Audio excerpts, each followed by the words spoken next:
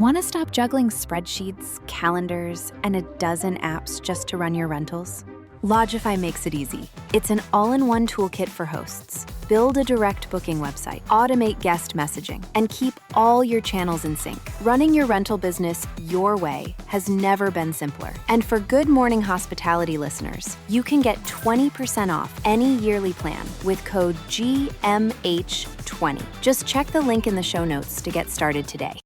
Welcome to Good Morning Hospitality, your one-stop shop for the latest news, noteworthy trends, and thought-provoking discussions across the industry. From hotels and short-term rentals to all things travel and hospitality, you'll find each episode equips you with the information that you need to start your week. Join us on Good Morning Hospitality every Monday, wherever you get your podcasts.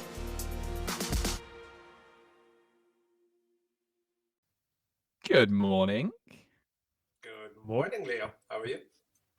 I'm good, buddy. It's nice to see you on this wonderful shining morning. I've not seen you in ages. How have you been? Yeah, very good. Yeah, I've been substituted in this morning because the ladies can't join, but always happy to, my friend. Yeah, great to be here. Like a sort of substitute teacher, right? Coming in. That was always the toughest gig. Remember that? You'd go and sit next to your mates. You'd wind them up about stuff. I bet you were awful when the substitute teachers were in. I was just going to say, are you going to start throwing things at me now and just being really cruel for the next half hour like you would be a substitute teacher? Thanks, man. Thanks. Appreciate it. We'll see. How you been though? Summer of love, summer of sport. Enjoying yourself? Summer sport, yeah. I've got the Euros. We won't talk too much about football. We got Wimbledon, the Olympics coming up. We're going to talk about the Olympics today. And it's, although this should be a quieter time for scale than it actually is. We're heavily planning our next few events. But yeah, great. Sun is shining. Life is good. What's next? What's the next scale event?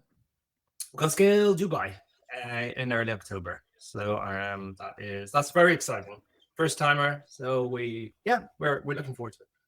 Yeah, I want to talk more about the industry in Dubai. Let's save it for a slightly later week, maybe when you get more into the planning of it. But I think it's a really interesting market. Europe is becoming increasingly regulated. I wonder if we're going to see software companies and property managers start to drift in that direction more. Great, man, great, and enjoying some downtime with the kids. That must be nice. Are they school holidays already? School holidays, yeah. So that's, as I think any parent watching this, yourself included, will know, especially when they get to school, something we never appreciated as kids when we're off for the summer. So, yay! But the parents are probably not going, yay! Probably thinking, oh my God, there's 6 to 10 weeks of thorough planning and life balancing. But it's an easier time for us at Scale doing that. So all is good. But look, yeah, family is priority. And it's great to spend time. We haven't got there yet. We're still in nursery, so we don't get the holidays. So we get 3 meals cooked a day at the nursery, and she comes in the evening. Although I think she's kind of turning into a teenager. Her tantrums have moved to being like just quite sassy demand. It's great to watch. I honestly, she's brilliant. But yeah, we were walking the other day, and she was, just the way she was being. I was like, this is. They change so quickly, don't they? Anyway, we won't talk. I could talk about Sadie for the whole half an hour. She's so interesting. But basically, we walked past the bagel shop in our neighbor, and she was like, "Dad, I want a bagel." I was just like, "What are you doing, asking me for a bagel? Like you're some sort of teenager? Like you're about to go home and have dinner?" She's not even 3 yet, and she's like, "Dad, go and get me a bagel." I'm like, "No, absolutely not." Honestly, bagel with cream cheese and salmon, and no. These kids are hideous, right? They're hideous. So yeah, crazy. Okay, mate. So we are definitely going to talk about the Olympics coming. I'm really excited. Are you much of an Olympics watcher? I am. Yes, yeah. I'm thoroughly looking forward to it. Yeah, this is probably the first year that I will be able to really get involved and watch for 2-3 solid weeks, whatever it is. So athletics, love it, absolutely love it. And some random sports I really get into. I love hockey. I played hockey a lot when I was younger. Really enjoy that. And boxing. Generally, a lot of sports for Ireland have a chance of a medal. So boxing is always up there. Rowing will be a good opportunity for Ireland. And the athletics, we've got a few up and coming. So yeah. Sonia O'Sullivan still doing it, is she? She retired a year or two ago, but we have some big names. So yeah, it's exciting times. Yeah, I'm with you. I love all And that. Women's are football. you an athletics person? I am. I love it. But I think the women's football is the best thing in the Olympics, isn't it? Because they're really they get a really good standard of the professional player. And then it's irritating to me that the UK never enter the football. I know we did for the men. For the men, we never enter, so I don't really bother with that. But the women's football, we've got a good side as well. I can imagine we'll do quite well this time. So yeah, I love it. I think the Olympic summer is always very nostalgic, right? Because you remember sat down as a kid watching Linford Christie win the 100 meters, Barcelona 92, all of that fun stuff. Sting in the tail, though, and we'll get to it, is, I guess, has the Olympics been particularly good for Paris? We'll talk about it a bit later. First of all, STR highlight for the week. This one really caught my eye. I love this one. So, an article from Short Term Rentals, Paul Stevens. Valpass raises €4 million in seed funding for bed bug solution. Damian, have you stayed in accommodation and had the dreaded bed bug situation? I have, actually. It was many years ago in Indonesia, in I think Jakarta, and I was pretty young at the time, but I had no idea what bed bugs were. And then you wake up to this like trail of bites, right, all across my legs and everything, and it was horrific. It was really, really awful. This is the only time I've experienced it, but I can imagine when they're in, and as an operator, you've got to do everything possible to get rid. And I know there was a big issue in France over the last year with this. So yeah, it's not good. So it's something that does need to be eliminated ASAP, but very bad. It's a very, very much like short-term rental hotel problem, isn't it? All the people coming into rooms and using it. I first encountered it in my One Fine Stay days, and if we got the message that bed bugs had been found, it was like all hell broke loose. Actually, weirdly, I was looking last week. I was looking across the street. I was sort of spying on my neighbors, I suppose you could say. I wouldn't say I was so sinister, but I was spying on my neighbors, and they were all outside, and they had someone in fumigating the house, and I felt so sorry for them because they were all like, you have to sort of wash everything. Anyway, they're a scourge. They're a real scourge. This company, founded in 2017, have a tech-based solution, which I love. It's called like smart bed bugs. So you use the bed legs. You create smart bed legs, which capture the first bed bugs before an infestation breaks out. So then when the smart bed legs register the first few bed bugs, you get alerted via email. And then your housekeepers come and can empty the bed legs, clean up, and the solution is not. It doesn't use any chemicals, doesn't use any pesticides. How amazing is that? This is an April Fool. Surely this technology cannot exist. Well, I'll be really irritated if Paul's winding me up now. But isn't that phenomenal? Like, I think, I as soon as I heard that, I thought I wanted to go and invest in that anyway, because I've got this phobia about something scratching you in the night and stuff. But yeah, like it's definitely something that we should all be thinking about investing in, and maybe we can get them on. Maybe we can get the guys from Valpass on at some point to talk us through how it works in more detail. But yeah, that really caught my eye this week. Before we get into it, my friend, I have to ask: have you been in Barcelona spraying people with water guns? No, I have not, and not anytime recently. Considering we host a lot of events up in Barcelona, and I don't think it would be a good look. So no, I haven't been a host crowd. So no, I haven't. Second question: if you were down in Nerja, in your hometown, and you saw tourists prattling around, would you be tempted to spray them with a water gun? Is that ever in your mind that's how you should treat a tourist? Tourists prattling around. That's a very English phrase, Leo. Look, you get tourists prattling around at every place. I imagine like Miami to Marbella or wherever. It happens. So yes, they happen in Utica, they happen in Brighton, they happen everywhere. This happens everywhere. But look, I guess we're going to get onto this conversation in a second, but that you have to remember what feeds the local economy, and tourists are a vital part of that. And let's not overnight kill that that influence of tourism. Yet we can help shape behavior, perhaps, but not kind of demonstrate this hatred for tourists who are, many of which may have totally different intentions. They might be on a business trip. If you're attacking somebody on a table for just having a meal or a drink, and blaming them for the lack of affordable housing in a city, or the likes, to me, this is shameful behavior. And I think anyone who's missed this story of the last week or two has probably been under a rock. But for a group of like a few thousand people to be, just squirting water at really innocent people who are just sitting and just enjoying themselves, enjoying a new city, or maybe not even a new city. They could be even just be coming from down the road and having a meal with some friends. Shameful, utterly shameful behavior. Yeah, and I think that the fact that they couldn't easily identify them as tourists is a credit to Barcelona, because it's such an international place.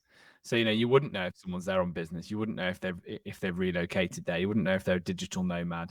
But I guess that's also part of the stress on the city. It's not just tourists. It's just a very popular place to be. But yeah, we've talked about it a lot. I really wanted to have you on to talk about it as well, because obviously you live in Spain. Yeah, you've started to give us your thoughts, but tell us a bit more about how it makes you feel, especially as a non-Spanish born person living in a Spanish city. So, well, look, I consider myself European. I spend a lot of time in the UK, Ireland, and for anyone who perhaps doesn't know about the housing situation in Dublin, Dublin's where I grew up, and now there's probably very few cities in the world that are overpriced, where the housing market is so incredibly high. Nearly all young people are priced out of even finding affordable rent, let alone getting on the housing ladder. But I've never seen tourists be targeted in Dublin for this. There's constant conflict between, say, the people and housing ministers and the government. But that's where the argument and the conversation should be, not just blaming one really important influential factor on the economy within the country or within the city. I could never afford to buy a home in Ireland. I could never afford to buy a home in Brighton. These places have I feel like organically, naturally just gone up. House pricing has gone up monstrously over the last 10, 20 years. But, and I have great sympathy with people who cannot find affordable housing. It is a problem globally. But let's not blame tourists for this. Let's speak to the right people. Let's get more housing built. Let's challenge governments to find out why there is not more housing in general. I think something that's really interesting. I saw somebody post on LinkedIn the other day about Barcelona specifically, and that there are a lot of foreign nationals that live in Barcelona. We know this. And I think I saw a figure of up to 25% of residents in Barcelona or foreign nationals. Very few people are blaming them for pushing house pricing up. But they're coming to Barcelona earning a salary that perhaps is from the US or the UK, which is probably a lot higher than the average Spanish or Catalonian wage. But and some this again naturally inflates the local housing market. But these people aren't being blamed. Why are tourists who are coming in for a few days being blamed? I just think that there's so many factors at play here. It's not so simple just to squirt some water on innocent families, for example, who are coming in, who are quite possibly traumatized from this moment and just want to get out of the city straight away and never come back to Barcelona. So it's a terrible look for the city. It's a terrible look for Catalonia, for Spain, and I hope stories like this are limited over the next while, and the conversations happen in the right places with the government. It's super aggressive, isn't it, to like attack somebody, and it's water, so it's not going to hurt anyone. But what it means, it's basically saying we don't want you in our city, and again, that is quite a scary thing, isn't it? And again, I think local areas, local mayors, and city planners need to be really thoughtful about how they attack the housing crisis and how they attack where people live and the services they access. There's no easy answer to complex challenges, and obviously that's part of it, isn't it? Is that sometimes a politician will want to give an easy answer. We've had a change of government in the UK, and I think it's fair to say there's a bit of optimism in the air, because this government is going to have a look at planning reform and see if they can get building more houses and just change the narrative around this housing crisis. And UK is a really good example, because you have to look, and Scotland's the same, right? You can't compare Edinburgh with the Highlands. You can't compare London with South Wales. They're different neighborhoods. They have a different makeup and different configuration. And, each area has to I think each area has to be allowed the freedom to decide what its holiday let rules are in reaction to whatever's going on in that area. But let's be practical. Let's be pragmatic about it. You can't just say, oh, by the way, there's one element that's completely powering this housing crisis, because it isn't true. And then the other side of it is, clearly, when you are a tourist in an area, you should be respectful, and you shouldn't be in an Irish bar singing on the table and offending locals. So there is that. It has to be. I'm not saying you do that, Damian. You look guilty. You look. Sorry about that. It was a one-off. I was having a great time. He'll do it again, everybody. He will do it again. He can't stop. But no, there's like a two-way street there, isn't it? So if I'd found out that people that were being rowdy had been asked to be polite, and I know that happens now in Europe, it happens all over the world now. Signs go up and say, look, this is where we live, this is our neighborhood, be respectful. Then of course you got to be respectful. But if you're sat in a restaurant having a bit of dinner on a family holiday, and you're then being attacked, it's very different. So I think we've all got to be careful about how we label people. It's not tourists are bad and locals are good. It's about sensible town planning. I talked about it last week. Density mapping. Where do you want your short-term rentals to be when you're planning out your city? Where do you want your hotels to be? How many visitors do you want? The mayor of Porto is our shining example here, who's whitelisted certain areas that he thinks need economic development, and that's where he gives short-term licenses, because he knows that the cafes, the restaurants around it will all improve. These areas will become more desirable, and then people will want to invest and buy in those areas. So yeah, it is a real shame, because I think the narrative needs to shift on. Again, it goes back to that point, which is there's no easy answer to complicated challenges, but when people want an easy answer, it's sometimes a populist politician can try and give them that answer. Has this made you think twice about whether you even want to host because your main event is Barcelona? Has it made you think about whether you want to bring that back to the city? Yeah, well, look, we probably are going to have a hiatus for our Barcelona show for next year. Anyway, that was coming before all of this started. But yeah, look,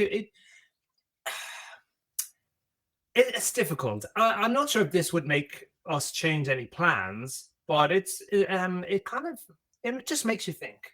It makes you think about perhaps how welcome I am in Barcelona, how welcome our conference attendees are, even our partners that we meet in Barcelona regularly.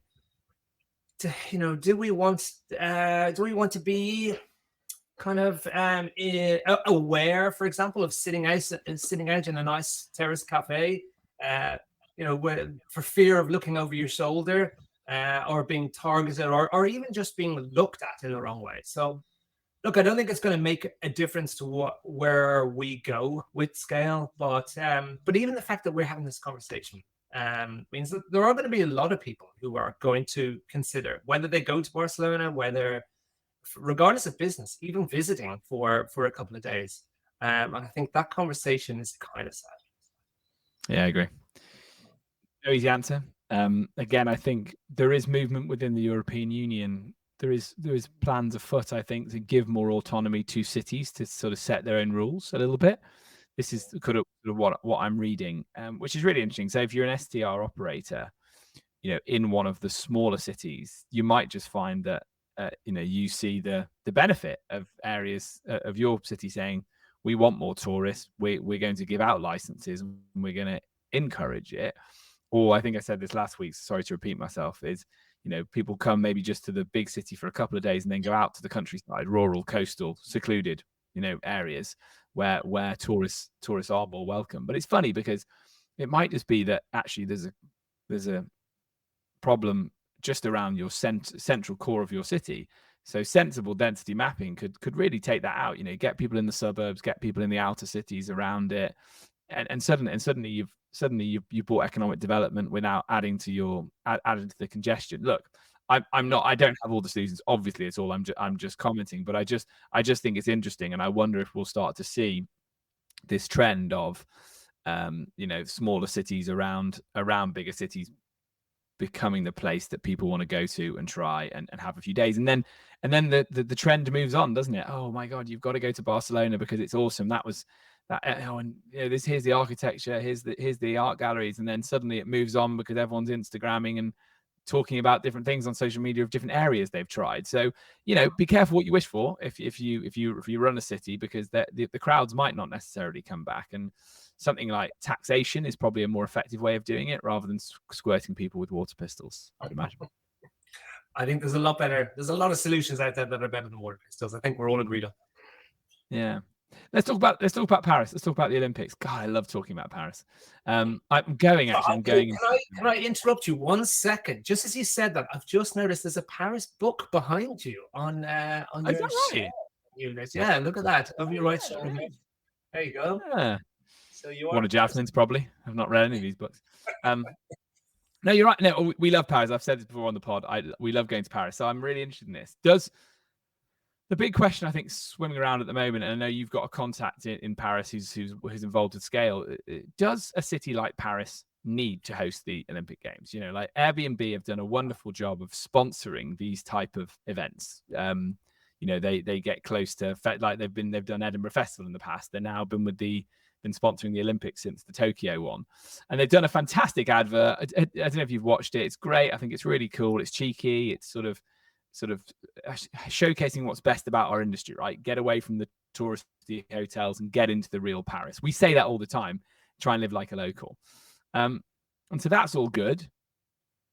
But maybe the tourists haven't come. And I guess, thinking about Olympic Games, maybe a city like Paris is popular enough already that perhaps this isn't going to be quite the hit they want it to be. So I was reading another article in Skift about this, that sort of less than 15% of the projected roughly 11 million Olympic visitors will be foreign.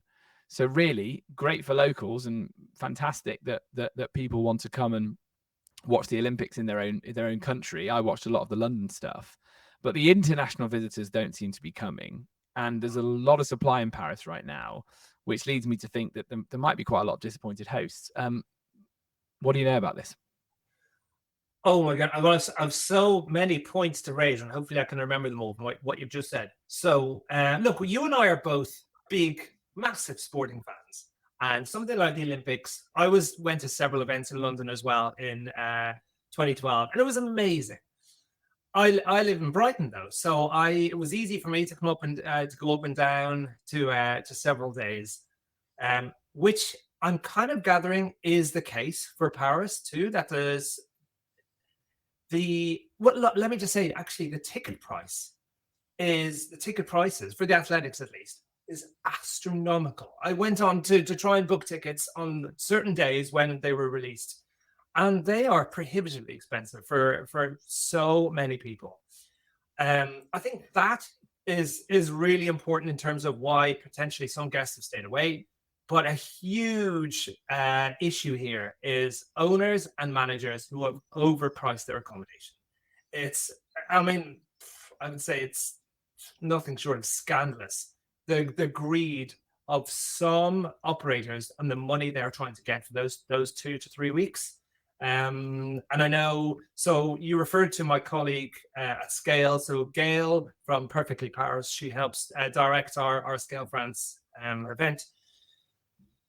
in her words, I spoke to her the other day, it's a disaster, the Olympics. And for various reasons, mostly because there's still lots of availability on her properties because the owners won't budge on, hopefully I'm okay to say this, but the owners won't budge on pricing because they expect to get, all availability fully booked at the highest premiums.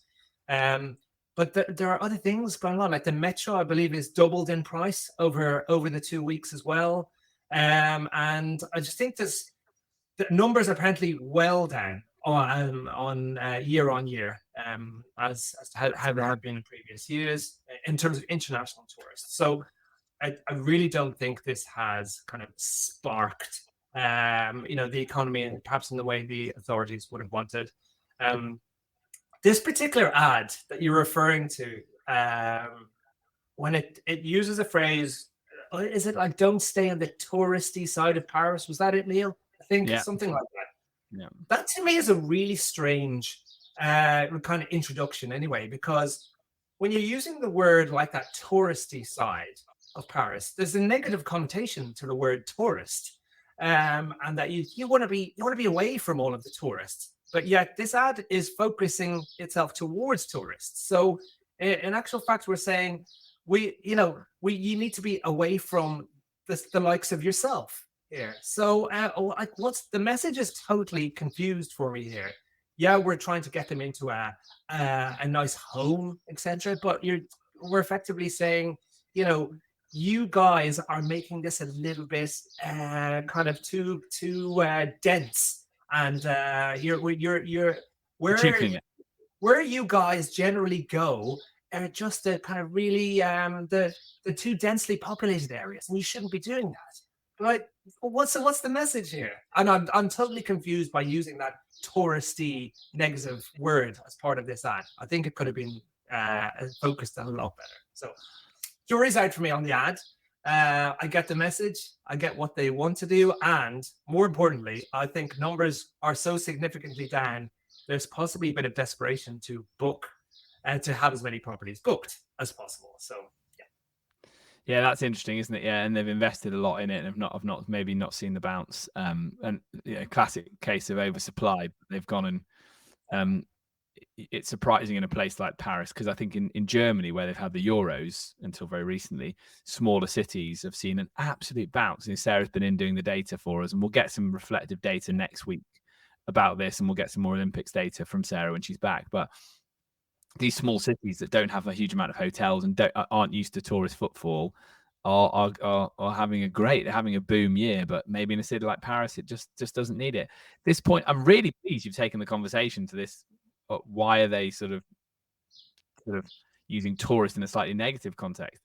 I think this is a really interesting part about our industry in general, is that you stay in a short-term rental and you might end up being in a more authentic neighborhood just because that's where the housing stock is in whatever city or town you've arrived in, and you instantly blend in, right? You can walk down to the bakery and buy your bread. You can use the local restaurant, and undoubtedly in London, the suburbs, the cafes, restaurants in the outer areas. I'm zone 2, Stoke Newington.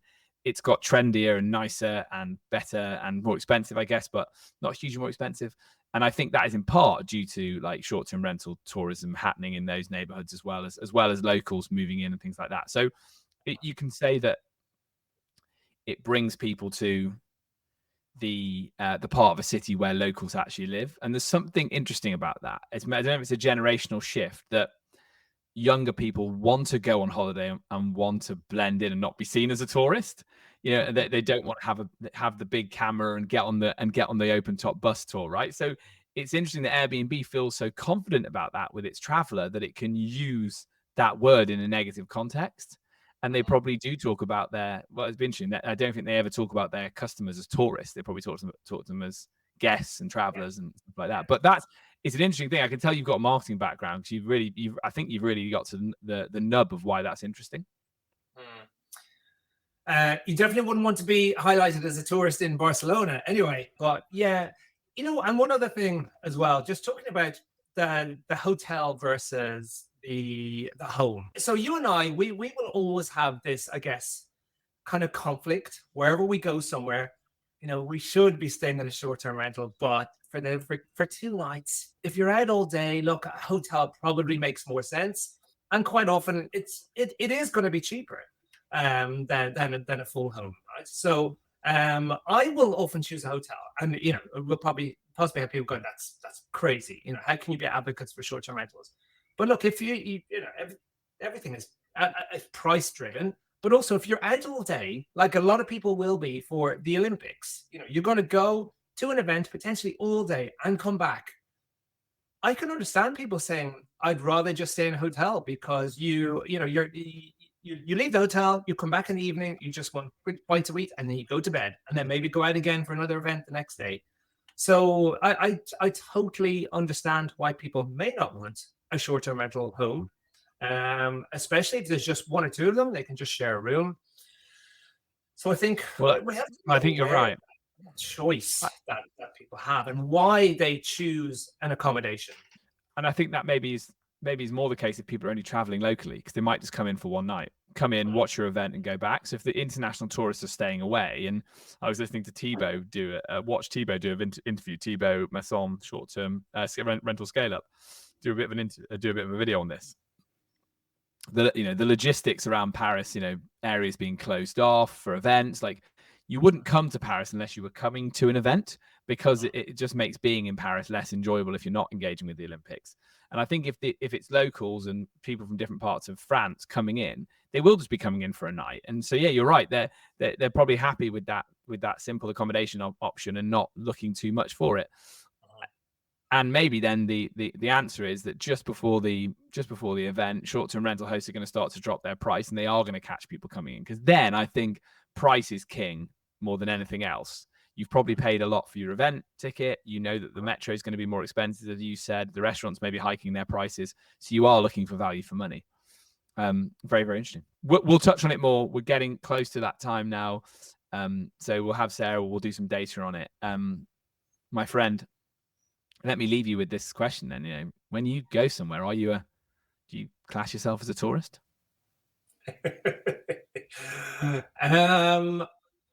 That's interesting. I guess we all have different definition of tourism. Generally, when I go somewhere for work, I don't have 1 minute to catch the sights or anything like that. So maybe in that respect, I wouldn't want to call myself a businessman. I think that's just ridiculous. Well, I just imagine.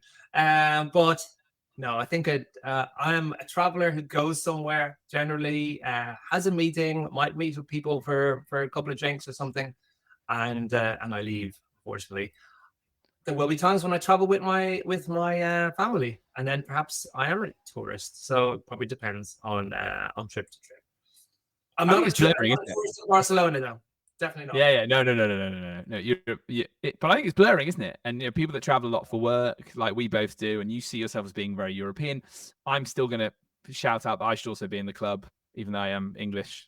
If you'll let me in, can I feel European too, please? But there is that blurring of I live and work in different cities. I can, I've got, we've got offices in different parts of the world. I feel like I'm part of this, European community. So I don't want to see myself as a tourist. But then, the shoe on the other foot is, clearly we are slightly. But again, marketing wise, I don't think I want to be fed an ad which is about something really touristy. I think I want to be fed an ad about something that looks very cool that locals are doing. So just an interesting thought. Yeah. Well, look, I think if you go back even to Airbnb's tagline of live like a local, which goes back, 10 years or so now, that almost implies maybe that there is a little bit of shame to being a tourist, where you do the typical things, and to be a real a discerning traveler, you need to be living like a local and doing what the locals do. And maybe that's even being exacerbated now. So maybe the phrase being a tourist is going to be something that people are going to shy away from. So I don't know. It's an interesting one. It's an interesting one. I think you're right on that. I think that it might be a word we all start to shy away from if this housing crisis being linked to tourism mindset continues, and over tourism continues to be a problem, which it clearly is. Living like a local. in true living like a local spirit, maybe we should go out and spray people with water guns, because that's what they do. Getting pretty hot in Spain, so I think we could just do that to each other. Yeah. Thanks, my man. Lovely to see you. Thanks for joining us today. If you're listening, watching, if you've enjoyed the show, please hit like, share, subscribe so we can keep doing it. Hosts in Germany, hosts in Paris. Tell us how's the summer been hosting the Euros, and Paris host. What's your experience coming up of the Olympic fortnight? Yeah, we'll see you again next week. Thanks.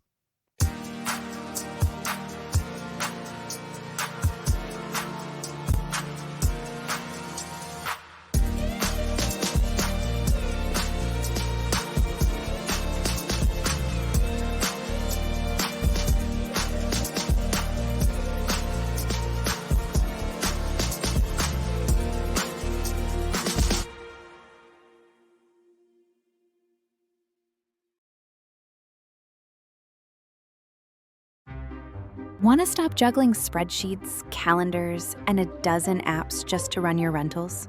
Logify makes it easy. It's an all-in-one toolkit for hosts. Build a direct booking website, automate guest messaging, and keep all your channels in sync. Running your rental business your way has never been simpler. And for Good Morning Hospitality listeners, you can get 20% off any yearly plan with code GMH20. Just check the link in the show notes to get started today.